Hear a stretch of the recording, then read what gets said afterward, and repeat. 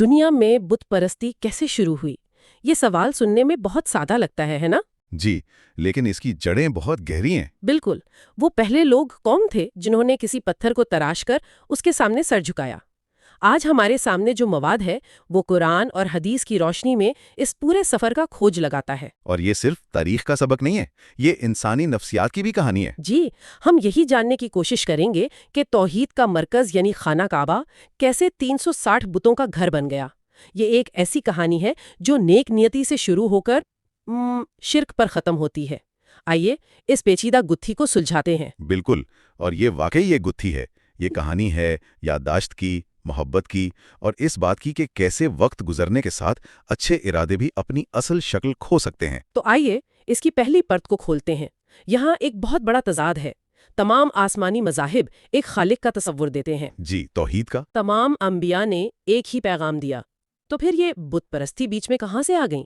خاص طور پر عرب میں، جہاں حضرت ابراہیم اور اسماعیل نے توحید کی بنیاد رکھی تھی۔ یہ کیسے ممکن ہوا کہ وہی جگہ شرک کا سب سے بڑا مرکز بن گئی؟ دیکھیں، اسی تضاد کو سمجھنے کے لیے ہمیں پہلے شرک کو ٹھیک سے سمجھنا ہوگا۔ ہمارے ذرائع اسے کائنات کا سب سے سنگین جرم کہتے ہیں۔ اچھا، شرک کا مطلب یہ نہیں تھا کہ وہ اللہ کے وجود سے انکار کرتے تھے۔ نہیں، اصل میں قدیم عرب کے لوگ اللہ کو سب سے بڑا خالق مانتے تھے۔ اوہ، یہ تو بہت دلچسپ بات ہے۔ تو پھر مسئلہ کیا تھا؟ مسئلہ تھا اللہ کی عبادت میں دوسروں کو شریک ٹھہرانا۔ وہ ان بتوں کو خدا نہیں بلکہ یوں سمجھے کہ سفارشی یا واسطہ مانتے تھے۔ اچھا، تو ان کا عقیدہ یہ تھا کہ ہم گناہ گار ہیں، ہماری براہ راست رسائی نہیں، اس لیے ہمیں ان مقدس ہستیوں کے ذریعے خدا تک پہنچنا ہے۔ بالکل، یہی وہ باریک لکیر ہے جہاں سے عقیدہ بھٹکنا شروع ہوتا ہے۔ قرآن نے اسی سوچ کو رد کیا کہ خدا اور بندے کے بیچ کسی واسطے کی ضرورت نہیں۔ صحیح، تو اب سوال یہ ہے کہ آخر یہ وسیلے بنے کیسے؟ جی، اس کی شروعات کے بارے میں بھی کئی نظریات ہیں۔ اسلامی نقطۂ نظر پر آنے سے پہلے ایک نظریہ خوابوں کا ہے کہ کسی کو خواب آیا کہ فلاں درخت کی تعظیم کرو تو مشکل حل ہو جائے گی، اور اتفاقاً ایسا ہو گیا تو عقیدہ پختہ ہو گیا۔ اور یہ انسانی نفسیات سے جڑا ہے۔ انسان غیر یقینی صورتحال میں ہمیشہ کوئی سہارا ڈھونڈتا ہے۔ خواب کو تو ویسے بھی ایک روحانی پیغام سمجھا جاتا ہے۔ ایک اور نظریہ جو شاید زیادہ قابل فہم ہے وہ فوت شدہ عزیزوں کی یاد سے جڑا ہے۔ جی، یہ بہت عام ہے۔ لوگ اپنے پیاروں کی یاد میں قبروں پر نشانیاں بناتے تھے یا مجسمے بنا لیتے۔ شروع میں مقصد صرف یاد تازہ رکھنا ہوتا تھا، لیکن پھر نسل در نسل تعظیم بڑھتی گئی اور عبادت بن گئی۔ اس میں یادداشت کا عنصر بہت اہم ہے۔ جب صدیاں گزر جاتی ہیں تو انسان کی اصل شخصیت دھندلا جاتی ہے، پیچھے صرف ایک مقدس تصویر رہ جاتی ہے، اور لوگ پھر اس تصویر کو پوجنا شروع کر دیتے ہیں۔ اور ایک تیسرا نظریہ بھی ہے جو تھوڑا سا سائنس فکشن جیسا ہے کہ قدیم زمانے میں کوئی ترقی یافتہ مخلوق زمین پر آئی اور ان کے جانے کے بعد لوگوں نے ان کے مجسمے بنا کر پوجنا شروع کر دیا۔ یہ تمام نظریات، چاہے خوابوں کے ہوں یا خلائی مخلوق کے، ایک مشترکہ انسانی خواہش دکھاتے ہیں، نادیدہ کو مادی شکل دینے کی کوشش۔ لیکن ہمارے ذرائع جو سورہ نور پر مبنی ہیں، ایک بہت واضح اور مخصوص واقعہ بتاتے ہیں۔ تو آئیے اس مرکزی کہانی پر۔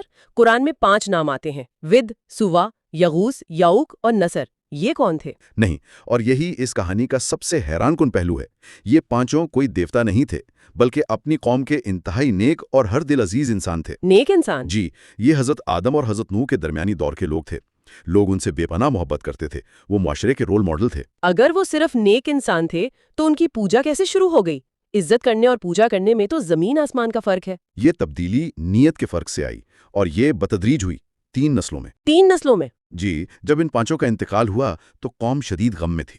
تب روایت کے مطابق شیطان نے ایک خیال سجھایا کہ ان کی یادگاریں بنا لو، ان کی تصویریں بنا کر اپنی عبادت گاہوں میں لگا لو۔ کس لیے؟ تاکہ جب بھی تم انہیں دیکھو تمہیں ان کی نیکی یاد آئے اور اللہ کی عبادت کا شوق پیدا ہو۔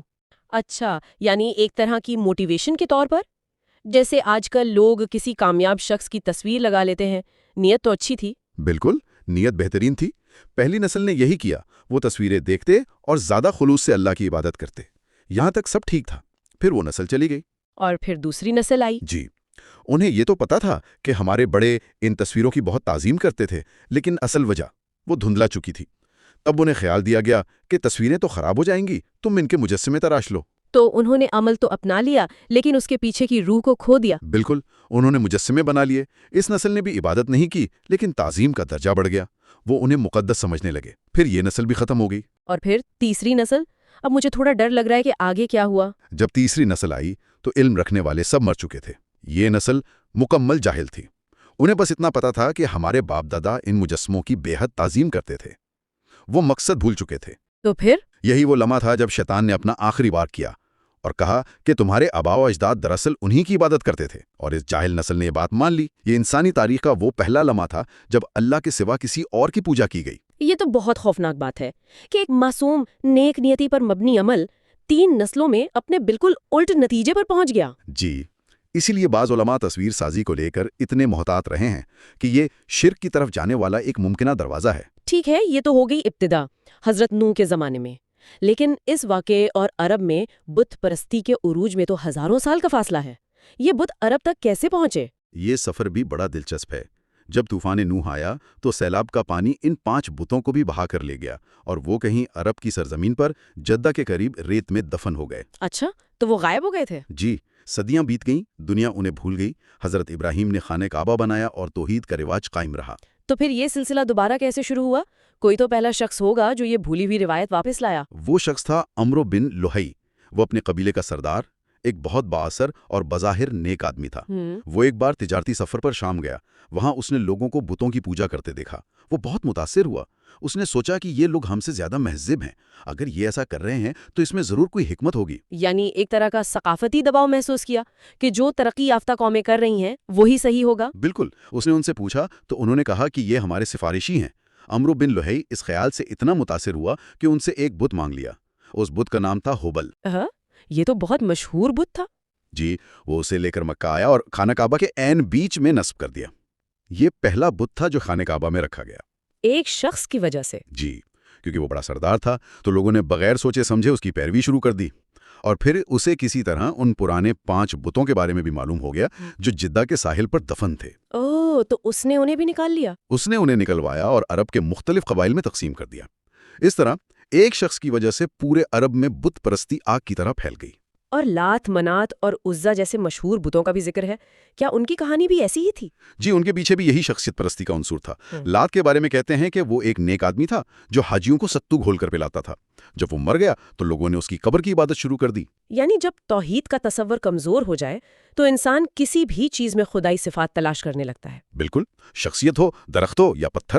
اور پھر تاریخ نے ایک زبردست موڑ لیا، فتح مکہ کا دن، جب رسول اللہ صلی اللہ علیہ وسلم فاتح بن کر مکہ میں داخل ہوئے۔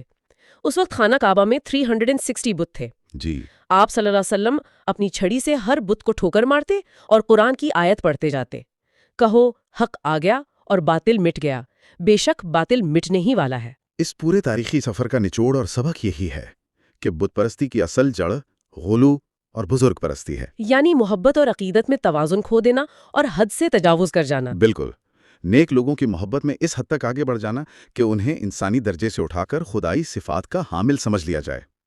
یہی وہ لغزش تھی جس نے انسانیت کو بھٹکایا۔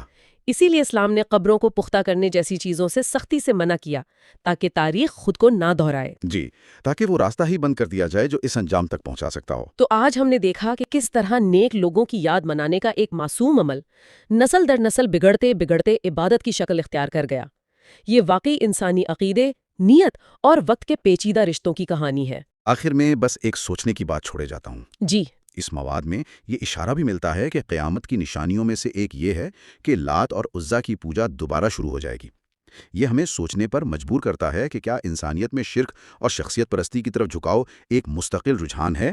آج کے دور میں بت شاید پتھر کے نہ ہوں، لیکن کیا ہم نے غیر محسوس طور پر کسی شخصیت، کسی نظریے یا اپنی خواہشات کو وہ مقام تو نہیں دے دیا جو صرف خالق کا حق ہے؟ شکلیں بدل گئی ہیں، لیکن کیا وہ بنیادی کمزوری آج بھی ہمارے اندر موجود ہے؟